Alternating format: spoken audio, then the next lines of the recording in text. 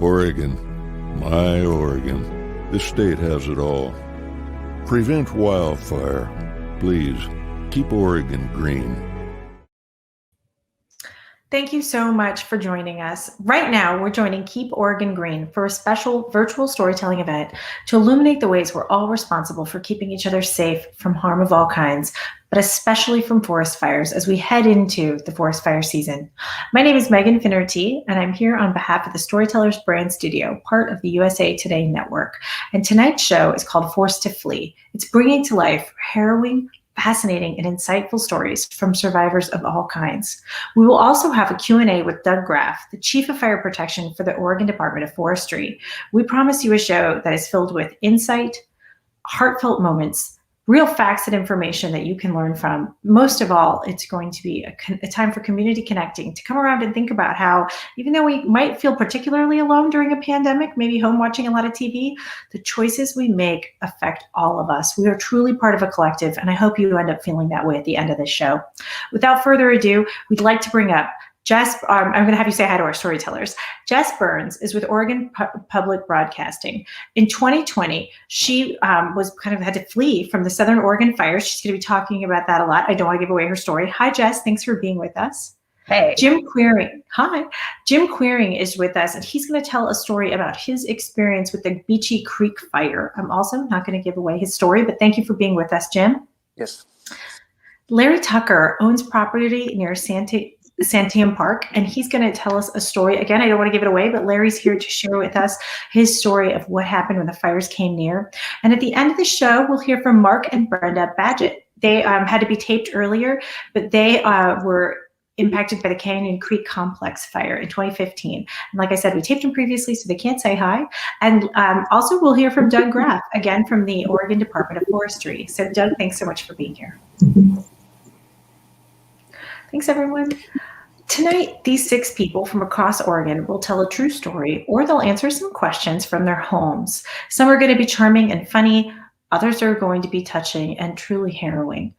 Tonight is not a TED Talk. It's not Toastmasters. It's not a how-to or an inspirational speech. It's not a lecture or a slideshow. We're not here to sell you anything. We're actually literally just here to invite you to learn and make better decisions on behalf of your neighbors. This is storytelling. Storytelling is based on visiting. You open your heart and your mind and you pay attention to a person that you care about and who you want to feel closer to. So we invite you to do that here this evening or whenever you're watching. I know this is the internet. You could be watching at any time.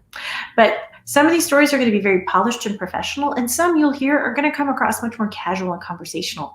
We don't coach storytellers on how to share their stories. We believe the way they talk and how they express themselves is central to us understanding who they are, where they're from, and what they have to tell us. That's how community change truly happens. And without further ado, on behalf of Keep Oregon Green, I'd like to welcome up our first storyteller, Jess Burns.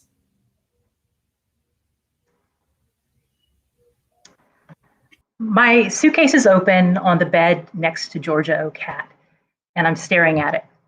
I'm just staring at it because I can't figure out how many t-shirts I should pack.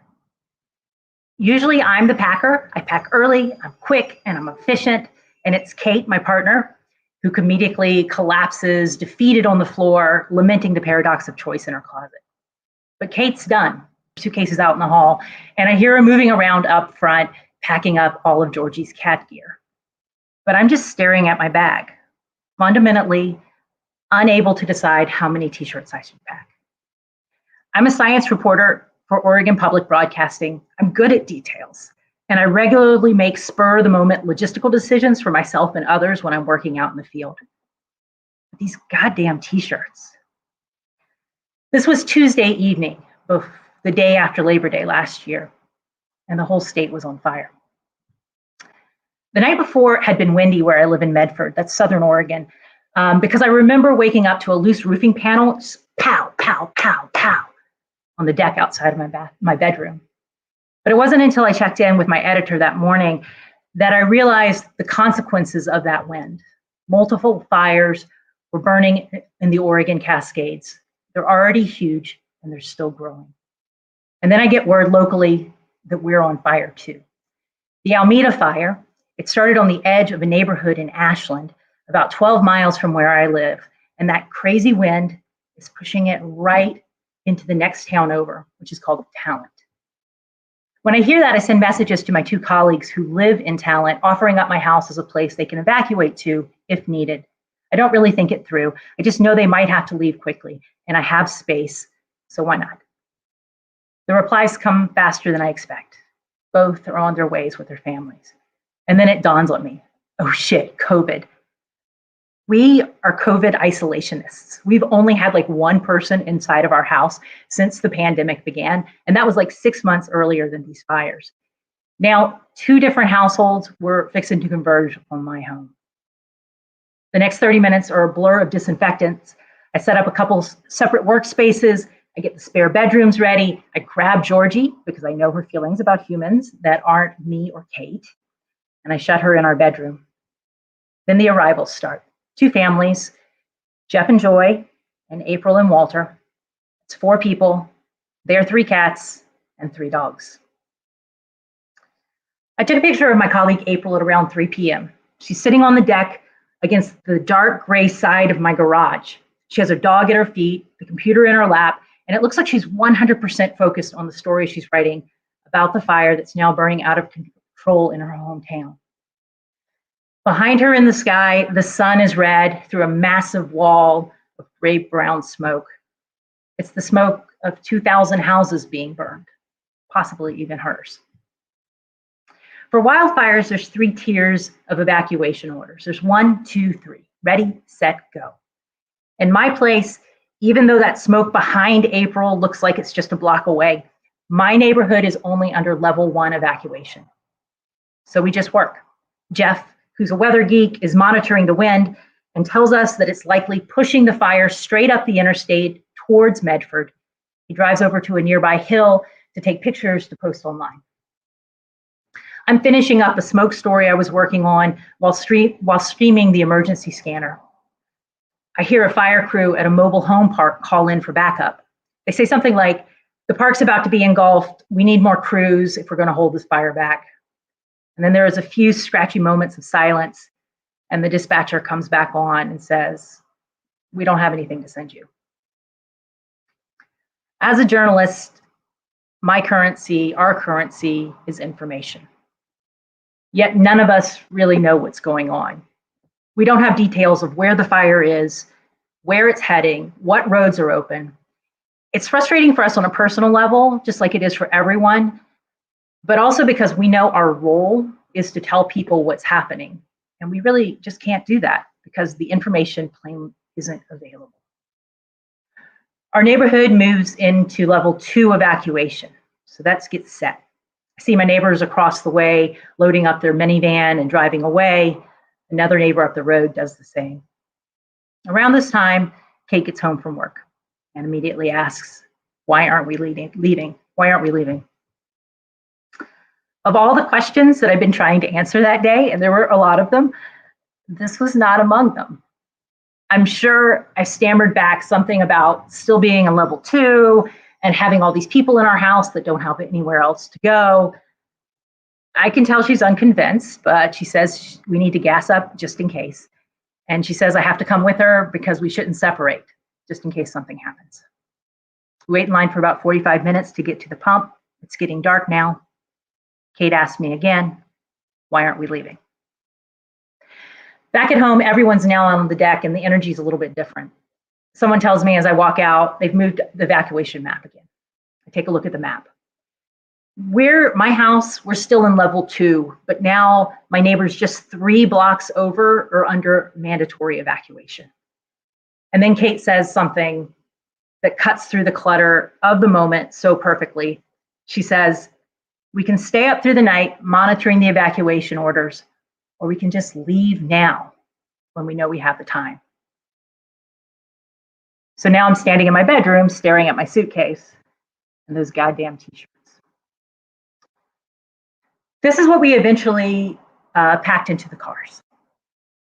An air mattress and a fitted sheet, the orange sleeping bag, not the blue one, 2 pillows, 2 suitcases, the lunchbox with our passports in them, the deed to our house and some banking documents, a box of Cheerios, our laptop and my field kit, cat food, and a litter pan, and one very unhappy cat.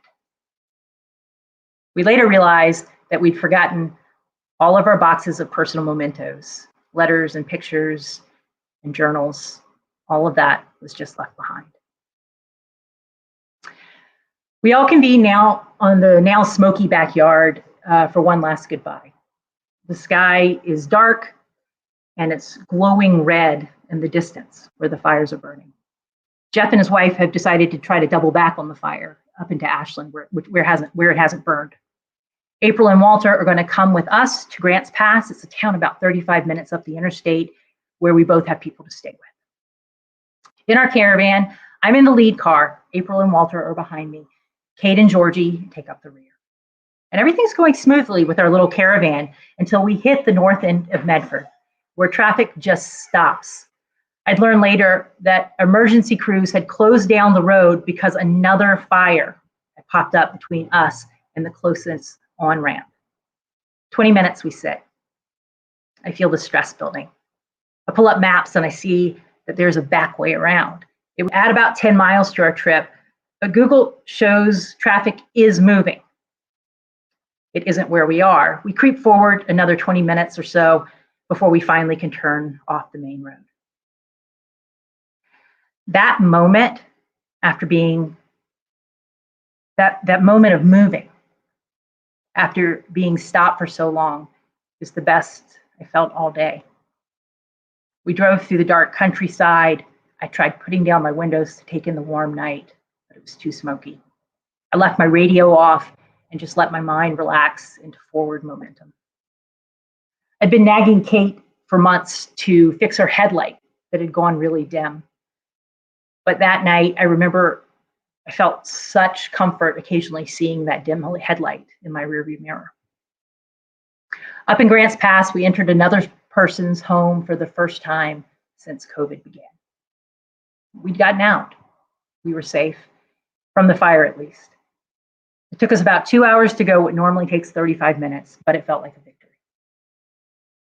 The next morning, I go back to work from Grants Pass. About the first thing my editor asked me after hearing about our eventful evening is, did you happen to roll tape while you were evacuating? And I was like, wait, do you mean as I was evacuating? And he was like, yeah, while you were packing up and driving, did you record what was happening, your thoughts? I was like, no, I didn't roll tape. I was kind of busy. He drops it, but asks if I will talk about my evacuation on OPB's midday show. And I realized interviews I could do. I gave a few over the next 24 hours. But then I quickly realized my attention span was only about 15 minutes. I eventually got an assignment to cover the daily press conference about the Alameda fire. It's reporting 101, and it was exactly the kind of assignment I needed. That day, we learned our neighborhood didn't burn. The wind had died, and the fire had stopped expanding about 3 miles from my house. On Thursday afternoon, I drove home with Georgie. On Friday, I learned that Jeff's didn't lose his house. April didn't either, although almost all the houses on the opposite side of her street were now rubble. On Friday afternoon, like a light switch flipped in my brain, my focus returned. And by the end of the next week, I produced a story that I'm still proud of, about how we were all visited by the ghosts of climate change, past, present, and future when it comes to the Labor Day fires. But looking back, I realize now that I get it. I get what it is to evacuate from wildfire. Knowing you want to make the right decisions in the chaos, but not actually having the information to do it. Knowing what it is to feel anxious and distracted and frustrated and indecisive and a little more, or more than a little, out of control. And then later, I know what it is to feel grateful and lucky and guilty and oddly detached because I still have a home and so many of my neighbors don't. I carry this with me now. It'll be there in the wildfire reporting that I do going forward. And I hope that that reporting is better because of it. And I also know now I need to make a list, an emergency packing list, just in case we have to evacuate again. What's important? What can't be replaced? What will we need? Including how many t-shirts I should pack. Thanks. Oh, Jess, thank you so much for your story. Thank you for your sense of perspective and the humor that you bring to what is a really hard story to tell. Thank you. Man, I do appreciate it. We also want to not let it go past without saying that your cat has the best name I've ever heard of. She's still traumatized, but that's just no, Georgia. Georgia, right, I'm glad Georgia. Okay, it's fine. No, truly, like, thank you so much for your perspective as also a journalist who, is a little meta to be able to talk about like living something you cover. I really want to honor that all of us are better for being able to bring our full selves to our jobs. And right now you've experienced something that I know will pay a lifetime of empathy for all the journalism you do for the rest of your life. So thank you for sharing that perspective. Thanks for having me. Oh my gosh, yeah. It is intense, you guys. Like, these are very serious stories. I'm a little, I'm an easy crier, but it was a long year. The whole idea behind this show is that Keep Oregon Green is dedicated to keeping Oregonians and their land safe from fire damage. For more than 75 years, the association has been educating the public on how to prevent wildfires. And Keep Oregon Green promotes healthy landscapes, safe communities by educating the public of everyone's shared responsibility to prevent human-caused wildfires. It's kind of the big message here. We want you to think before you strike a match or flick a cigarette or use equipment that can cast sparks. And I always want you to have tools on hand to put a fire out, whether that's a bucket or sand or a shovel. What we want to point out is that Keep Oregon Green could have bought billboards. And of course, they did buy some digital ads, and that's great. But they wanted to create community around a conversation of mutual responsibility. And that's why they're using the power of storytelling here right now with you. They're bringing you this experience because they want you to feel connected to one another. To bring that message a little more home, we're going to bring up in just a second Carrie Berger. She's the fire program manager from Oregon State University's Extension Service. And she has a message for us about what you can do in Oregon to make a difference and look out for your neighbors. So we'll bring up Carrie now. The landscapes in Oregon connect us. From the coast, the valley, the mountains, to the rangelands. We are united by our love for this land. We value the resources that come from these landscapes and are committed to preserving our diverse and beautiful state. But Oregon needs our help. Wildfires affect us all and impact our economy, our ecosystems, and our well-being. Whether you are a landowner, a homeowner, or a citizen, everyone has a role in protecting what is ours and what we love. Oregon State University's new Extension Fire program can help. Like you, we live and work in communities throughout Oregon. We want our communities and landscapes to thrive for generations. The fire program offers education and tools for living with fire before, during, and after a wildfire strikes. Listen to one of our many webinars or connect with a fire specialist in your area by going to extension.oregonstate.edu/fire-program or click on the link below. We are Oregonians, and we are in this together. Thank you, Carrie. We're putting all of the links in the chat. If you're watching this, you can check out Carrie's link in the chat, and we'll be sharing them later as well. Carrie, we appreciate your time and your encouragement of us to check out what you guys offer at the Extension Service. With that, I'd like to bring up Jim Queering. Jim, are you ready? All right. Here with okay, thank you. Jim is here with a personal story, so take it away, Jim. When I was 3 years old, my mother and father purchased a small cabin along the Little North Fork of the Santiam River. That's in the Cascade Mountains just east of Salem. And we went up there a lot on weekends and in the summer. I really grew up going up the Little North Fork.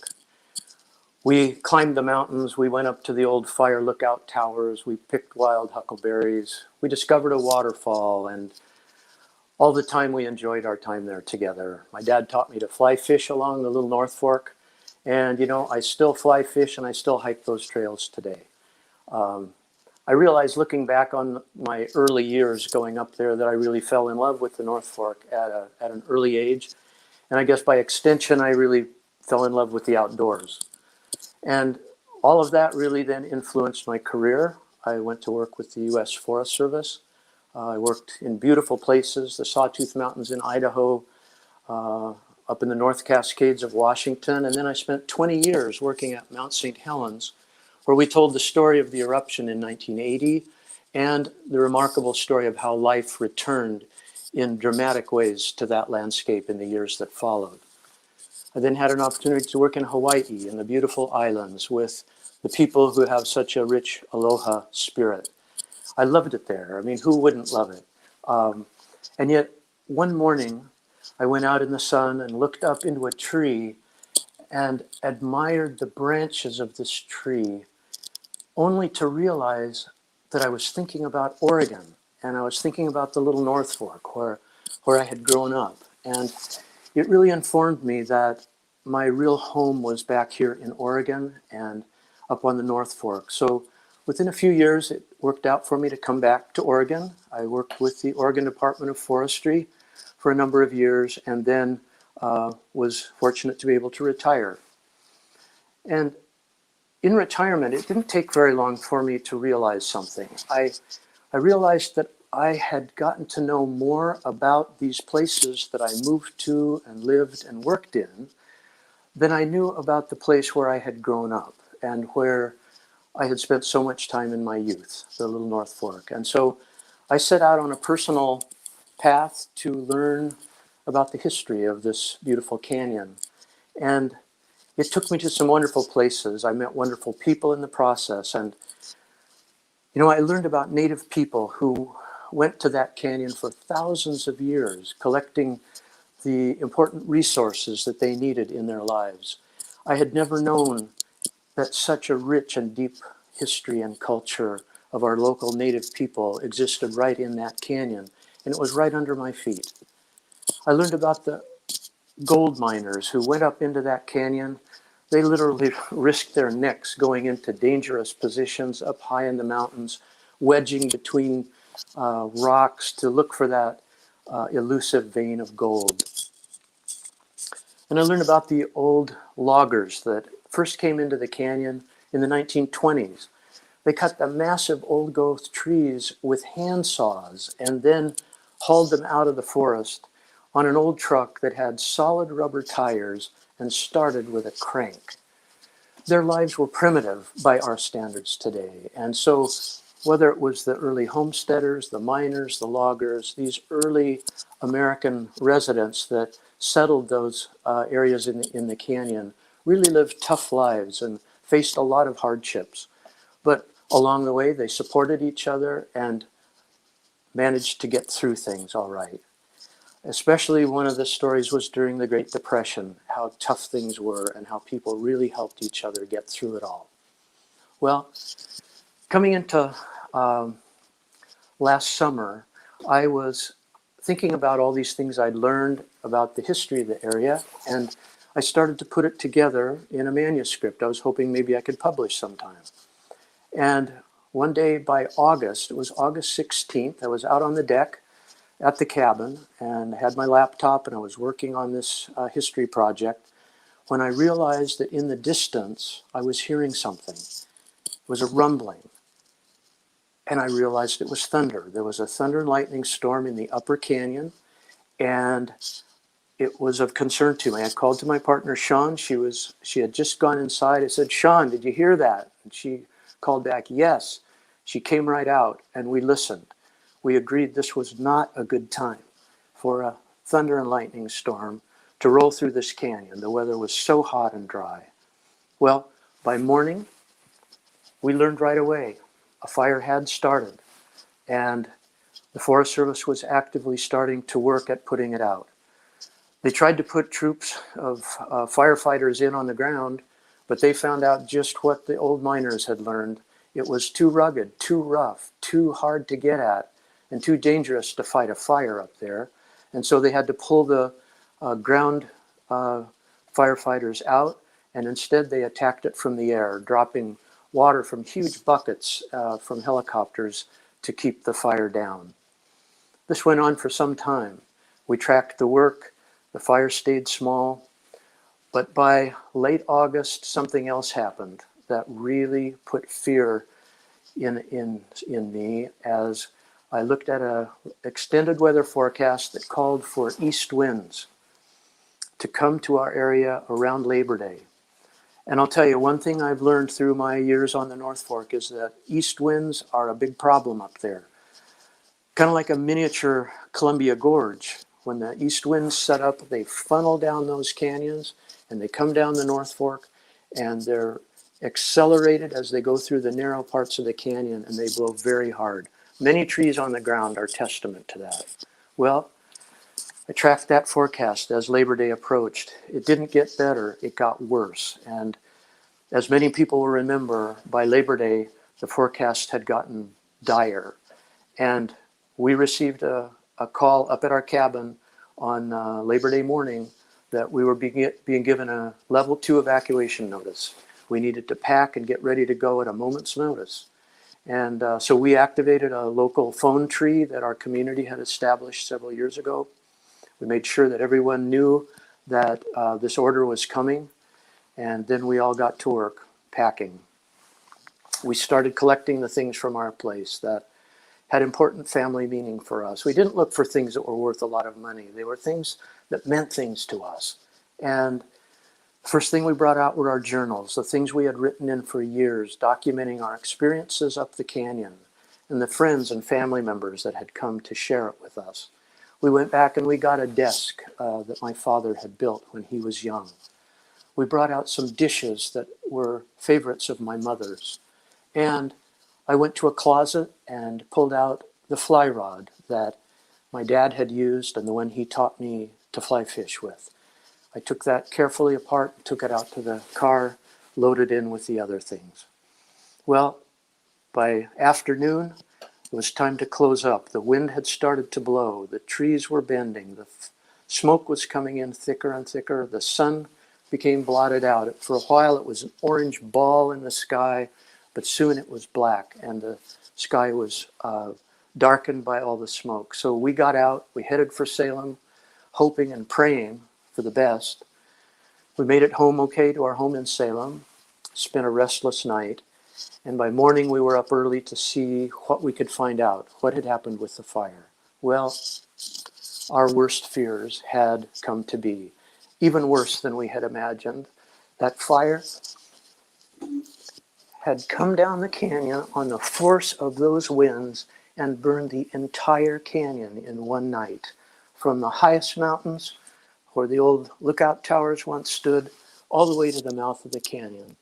It's said that 140,000 acres burned in that one night, and it was almost all evergreen forest.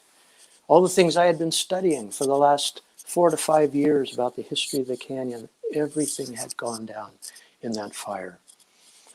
Well, it was hard to even imagine, and as the days passed, we learned more and more about what happened. We weren't allowed to go in right away because of hazards in the canyon. Finally, after about 3 weeks, my daughter and I were given the first opportunity for our family to go in.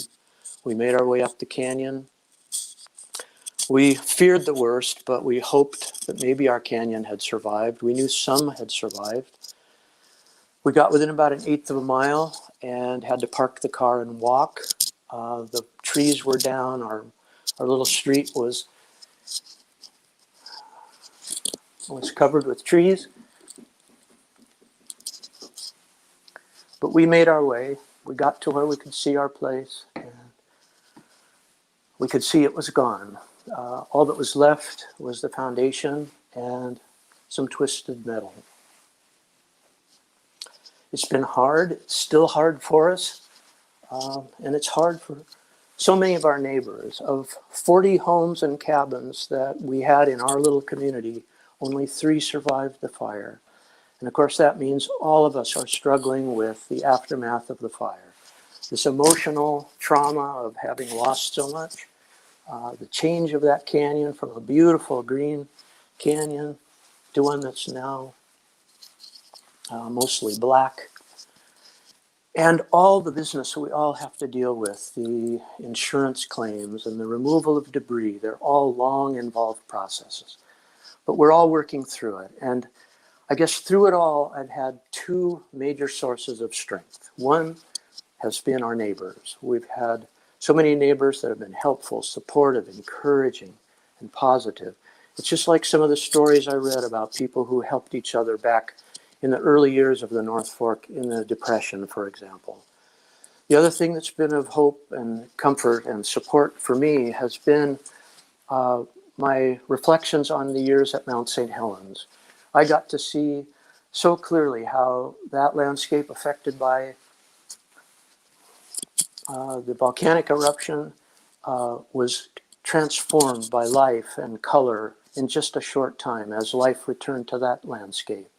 And we're already starting to see that today along the North Fork. There's wildflowers today on the side of the road, and plants are coming up everywhere from the roots that survived in the safety of the soil. So the confidence we have looking forward is that it will be beautiful again. And our family has decided we will rebuild. We want to build a cabin again. It'll look much like the old cabin, but it will be different in two ways. The old cabin was all wood, inside and out, just like so many of the old cabins were. But our new cabin will be built of newer material. We'll have a metal roof. We'll have a cement board siding that will be much more resistant to fire. And so the new cabin will have this ability to withstand a fire much better than our old place did. The other thing that we'll be doing differently is the way we manage the land right around our property. We've already started planting trees, but we're not going to plant them close to the cabin. Our old place was like the classic cabin in the woods. The new one will be more like a cabin in a meadow, and that will be like the cabins and homesteads that we have pictures of from around 1900. The early places that people built were in meadows and in clearings, with the trees at a distance and the mountains rising behind them. That's kind of our vision for the future, and we want our kids and my wonderful 3 grandsons to have some of the same opportunities I've had through my life, to enjoy that canyon and appreciate the outdoors and to share it with their families in years to come. And we feel that building the cabin the way I've described and keeping a defensible space around it are the kinds of things that will allow it to stand into the future. And you know, I hope those same things for our neighbors and all those who have lost so much in this fire, that their families and children and grandchildren will also be able to enjoy these things the way I've described. And I think lastly, I have one other thing to do after we get our cabin going. I want to get back to my history project. I'll need to review what I wrote last summer and probably revise that quite a lot. But I also know that in view of this experience we've shared this last year with the fire and all the things that have followed, I have at least one more new chapter that I will need to write to tell my story of the history of the Little North Fork of the Santiam River. Jim, thank you so much for your story. You are such a thoughtful person and such a natural storyteller. It is a pleasure to hear your story, even though it is a sad story. Yeah, thank you. Well, and also I just want to say thank you for ending on a hopeful note, Jim. It is something to tell a story in that way. So I really appreciate it. Yeah, it's tough, but we have a wonderful community, and I think we're all now looking forward. Thank you.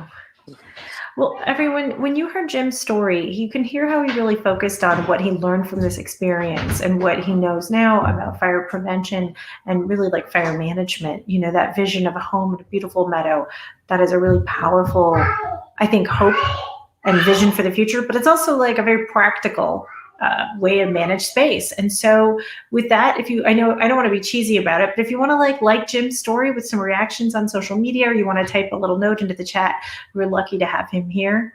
I now want to bring up, speaking of Vince's beautiful, or of Jim's beautiful handoff, I want to bring up Doug Graff. He's the Chief of Fire Protection for the Oregon Department of Forestry. And Doug and I are now going to have a chat about all that really, really smart stuff that Jim was talking about doing. First of all, Doug, thank you so much for being with us. Thanks for having me. Yeah, when you hear stories like that, does your heart like grow a little tiny bit? Are you like it was sad, but you were like, okay, he has a plan for the future? Yeah, absolutely. It's a reminder of why all firefighters do the work we do. It's really important to take a pause here and spend time with Oregonians. It's really healthy for me personally, and validating as to why we do the work. So I really appreciate people sharing the stories. Oh, Doug, thank you for that. Well, we're talking right now about people who've lost their homes or they've been displaced and they've had that incredible fear of needing to flee. And this is something that gets worse every year. So can you talk to us a little bit, provide a little like scope and context of like what it's like in Oregon right now? Yeah, certainly catastrophic wildfire risk is on the rise. We've seen this trend for the last 3 decades. A couple decades ago, burned 170,000 acres statewide across the state. The next decade, 340,000. And now we're averaging on a 10-year average, in the last decade, 680,000 acres burned across the state. So we're certainly seeing a rise of catastrophic wildfire in Oregon and across the West. And a large part of the fires are caused by humans. So I think there's some opportunity as we kind of manage our destiny in this environment. There's things we can do. And you mentioned them at the beginning of this session, which I thought was great. Understanding those activities that lead to fires, the debris burning in our backyards, being very careful and cautious and paying attention to weather patterns, campfires, small equipment use in and around our homes, anything that results in a spark. We have to be careful, certainly during fire season.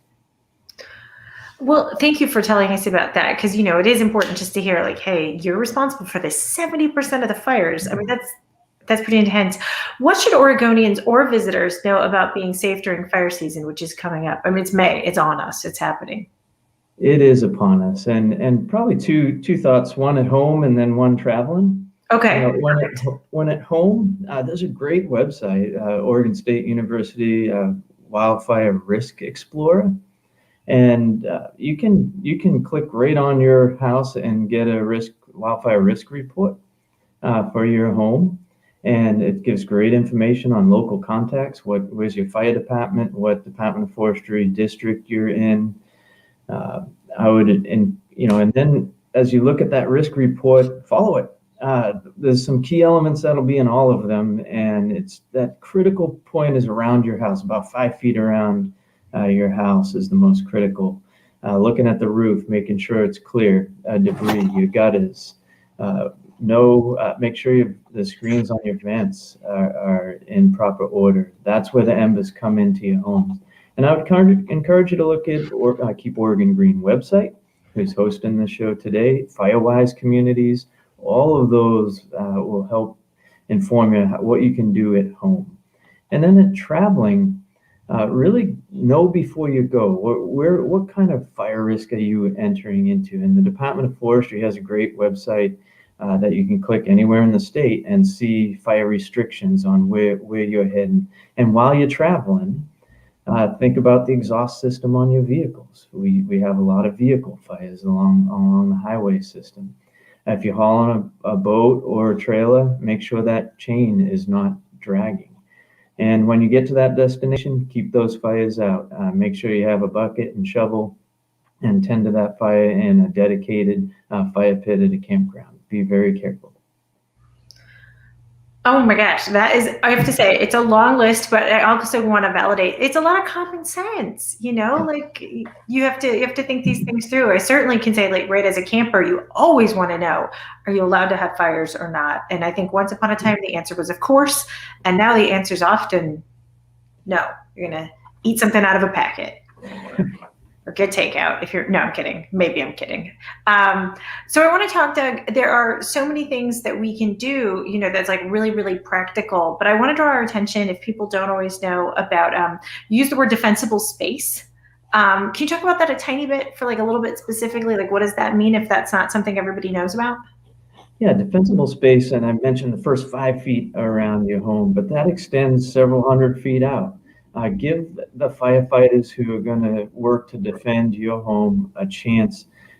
Give them a defensible space. So if the fire is coming into our communities at the treetops and the canopy, we want to thin those canopies out, get that fire on the ground, and make sure we have clean in and around your home and reduce that fire risk. And the best tools and information is on those websites I described. I really encourage you to take a look at those, visualize that information on those websites, and then apply that to your local area. And call in the experts. We all have local fire departments that we live by, and those folks will absolutely come out when you call. And the Department of Forestry across much of the state, and the state fire marshal. There's a lot of resources depending on where you're at across the state. So ask for help. And we just shared the URL of ready.gov. Can you talk to me a little bit about that evacuation preparation? I know Jess talked about it, and it's hard to imagine that level of confronting reality, to take a beautiful day and think the days might not always be this beautiful. I need to pack a bag. So can you tell us about that? Yeah, Jess had a powerful story there, and it's great to share these stories because it's eye-opening. Let's get prepared before the event occurs. And ready.gov is a great site, not just for wildfires, but other natural disasters. And really think about those essential pieces. I thought Jess did it really well. Really key is about those gathering points. Ensure that you can get out of your, if you have a long driveway, make sure your egress is clear. But that site is outstanding, and let's be prepared. I think it was close to 1/8 of the population in the state of Oregon was under some level of evacuation notice during the peak of these fires.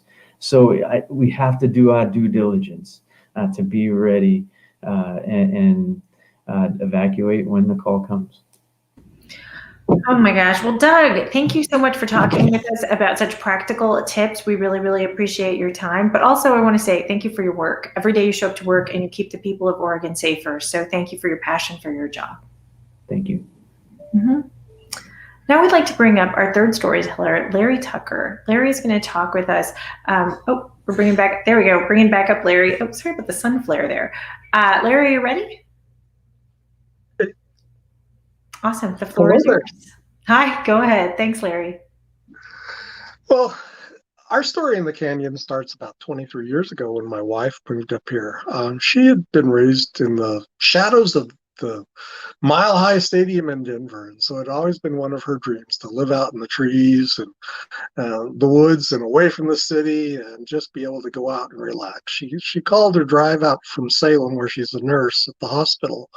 Robin would call that her de-stress time. So she got out here, and then she started working on her place, had a tractor, and would mow and keep the grass between the highway, because we live right on Highway 22. She'd keep it mowed down and tried the best she could. She'd end up backing into the trees, things like that, to cut with the rotary cutter, and did as much as she could. I come in with 29 years of fire service experience about 15 years ago, and start looking at things, because I'd been out on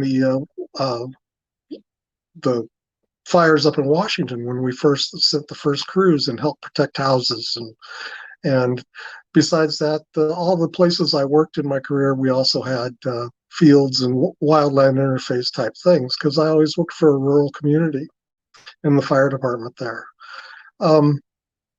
So when I got to the house, I'm looking at some things and go, well, we need to increase cutting things away from the house, blackberries that were pretty close, and trees and things like that. And then we had I'd say over 60 dead trees because of root rot. The trees were standing, but they were brown and dying. And so we started out doing what we could to knock down what we could. But in spring of 2018, some friends of ours moved in. So this was actually a two-family story. Albert and Colleen Elser moved in, and Albert they had a 5-acre farm in Almsville, and when he'd get home from work, he'd go out and putter on the farm, and that was his way of relaxing. So we were blessed to have them move in and help us out because it took quite a bit. And I really hadn't started working on too many ladder fuels.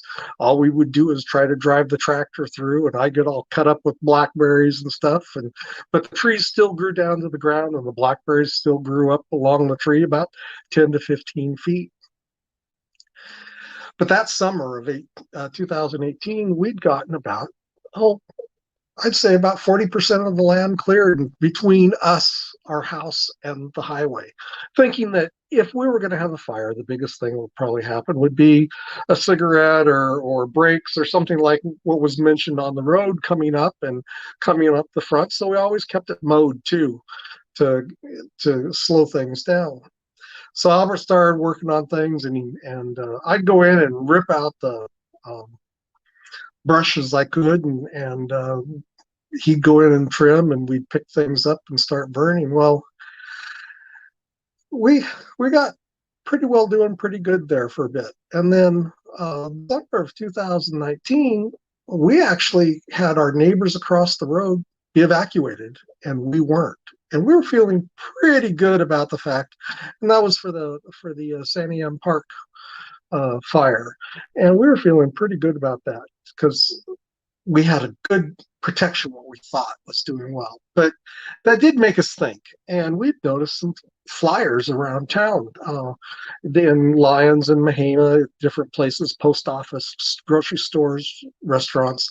Auto parts is where I saw it first, was about a program that the Oregon Department of Forestry was offering with federal help to come out and do a survey and maybe even give us a little extra money to help take care of this issue, because we'd been doing everything out of our spending account, out of our living accounts. And when we knew that we had that capability, once they came out, KJ came out, and I called, and boy, she was quick. She came right out there the next, I called on a Friday, and she was there Monday, and we had a list. Well, on that list were 2 trees that my wife really liked. And one was a great big old 40-foot or something like that maple that was over hanging the house, and the other was a dogwood right next to the garage.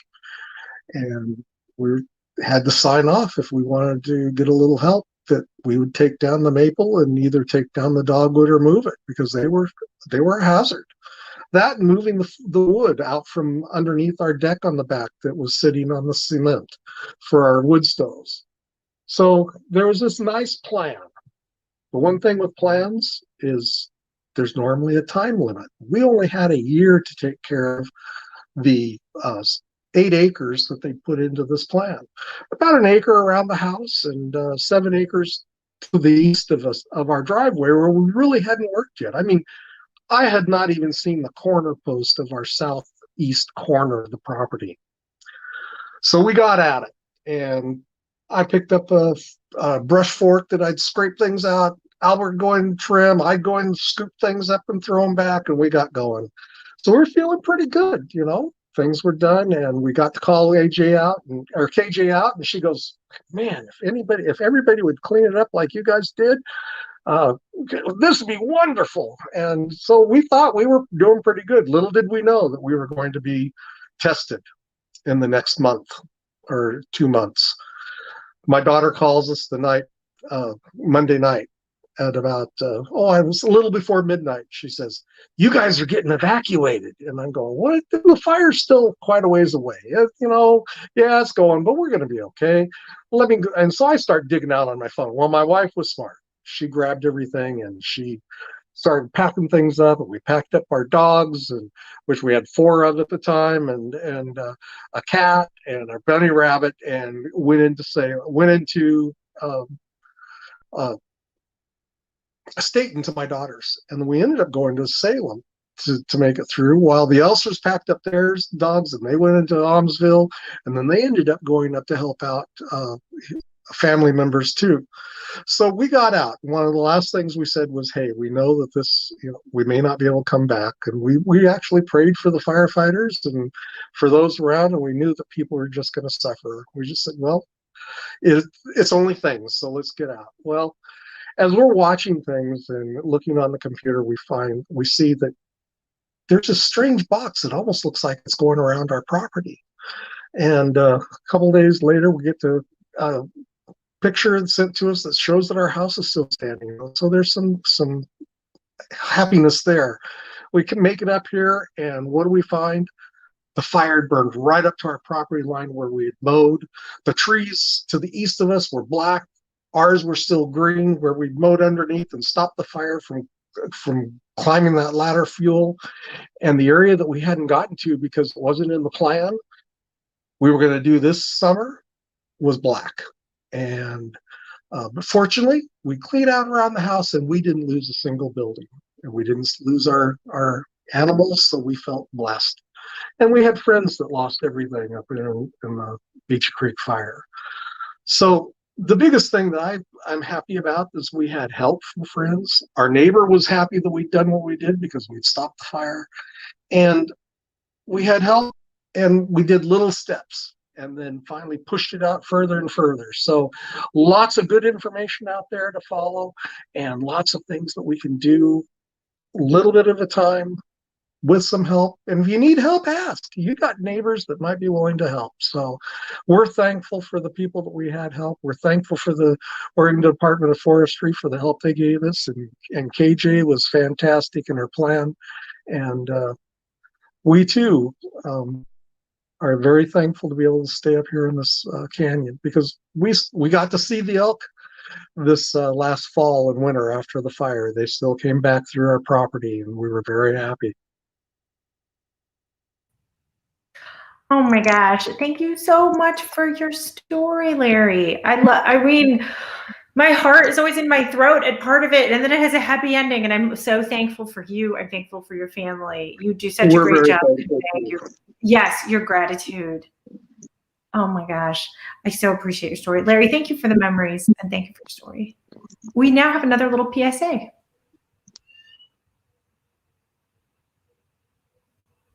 Be careful never to start a wildfire. Please keep Oregon green. Thank you for that. They're like little tiny PSAs. I hope you recognize that voice. We are going to close out our show with Mark and Brenda Badgett, who have truly a very intense story, but I think the ending will warm your heart. So stay with us. Thanks so much. So our story begins on Friday morning, August 14th, 2015. We were both living in a home that we purchased many years prior from my folks on a ground in Eastern Oregon, which is home, by the way, to one of the largest contiguous stands of ponderosa pine in the world. This place had been our family for about 40 years or so. We have 3 kids. They've long grown and left home, and we were living there with our dogs and horses quite happily. On the morning of the fire, well, let me back up. This land we manage for both wildlife and timber. Abundant wildlife is an indicator of forest health, and the timber was to be our retirement one day. It's got a good return, and so it is a good retirement plan, but it takes usually a lifetime to put together. So that was everything that we had. We'd rolled all of our eggs into that one basket, basically. We were prepared as much as we could be, but as it turns out, as people in this area are prepared for wildfire, nothing really could prepare us for what we were about to endure. The fire had begun a couple of days earlier from a lightning strike many miles away. It burned, several lightning strikes. It started many fires. They eventually burned together and became 105,000 acre Canyon Creek complex. We got up the morning of the 14th, and that black cloud of smoke off in the distance was really ominous. We were very concerned, and in fact, Brenda was wondering whether or not she should even go to work that day. On the morning of the 15th. Yeah, the morning of the it was the 14th. Oh, okay. So, but I assured her that, you know, we'd both fought fire before, and in order, it was many miles away still. It was going to have to burn over several other homes and structures before it ever reached ours. I assured her they weren't going to let that happen. And it turns out I pretty much lost all my credibility that day. But as the day went on, Brenda could see the smoke. Well, we both left for work, and I worked about 25 miles away, and I should have been there most of the day, but I kept watching the plume of smoke from where I was working, and it was getting bigger and bigger, so I decided to leave early and head home.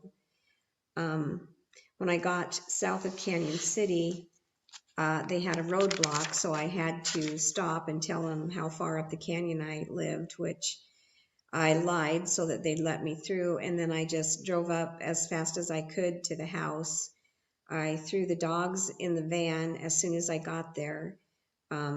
Mark's parents arrived real soon after, and a couple of guys that he works with, his dad works with, came to help.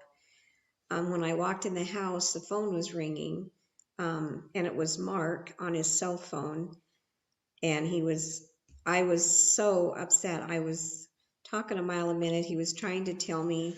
So I